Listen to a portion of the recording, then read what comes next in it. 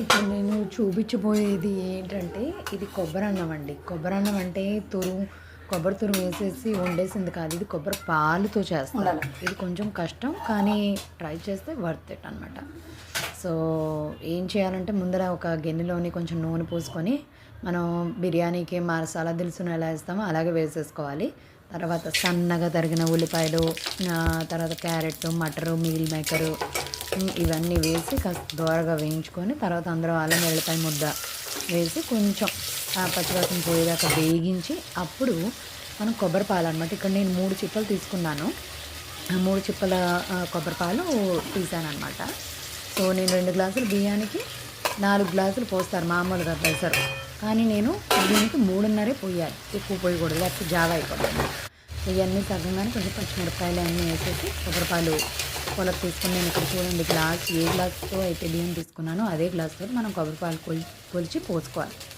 పోసుకున్న తర్వాత ఈ పాలు మనం వేసుకున్న ఈ కాయగూరలు అన్నీ చక్కగా కుక్ అయిన తర్వాత, అంటే సెమీ కుక్, నాట్ కంప్లీట్గా కుకింగ్ కాదు, అయిన తర్వాత మనం ముందుగా కడిగి పెట్టుకున్న బియ్యం ఉన్నాయి చూసారా, ఈ ఎసర్లోని పెట్టేసి ఈ ఎసర్లోని పోసేసి ఒక ఉడుకు రానివ్వండి.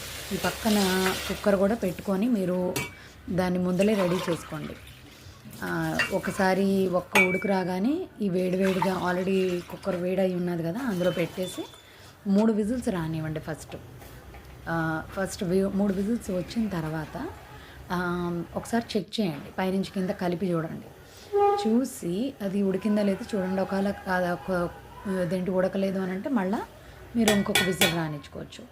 నేను ఇందాక వీడియోలో చెప్పడం మర్చిపోయాను, మనకు తగినంత ఉప్పు, తర్వాత కొన్ని పచ్చిమిర్చి, ఆ తర్వాత పుదీనా, కొంచెం గరం మసాలా అన్నీ వేసి చూసారా ఎలా ఉడుకుతుందో, ఉడుకు రానిచ్చి అలా పెట్టేసేయాలి. ఇది చాలా యాతనైంది. ఎవరైతే ఇంట్లో చేస్తారో వాళ్ళకి నిజంగా చేతులెత్తి మొక్కాలి. వాళ్ళకి నిజంగా థ్యాంక్ యూ అని చెప్పండి, అన్నదాత సుఖీభవ అని. సో ఇది ఒకసారి 3 విజిల్స్ అన్నీ అయిపోయిన తర్వాత ఒకసారి చెక్ చేసుకోండి.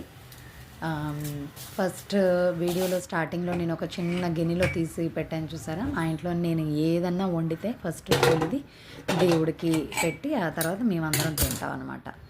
సో అది చిన్న పిండి వంటే కానివ్వండి, అన్నమే కానివ్వండి, ఏదన్నా సరే అన్నీ ఫస్ట్ తొలి అన్నీ దేవుడికే. ఆఖరికి ఇంట్లో మొక్కలు పూలు పూస్తాయి, అవి కూడా ఫస్ట్ దేవుడికి అలా పెడతాను. ఇప్పుడు చూడండి వీడియోలో చూస్తున్నారు కదా, పైనుంచి కిందకు ఒకసారి కలిపేసుకొని చక్కగా పళ్ళెంలో పెట్టుకొని రైతాతోని గ్రేవీతోని సర్వ్ చేసుకుంటే కమ్మగా ఉంటుంది.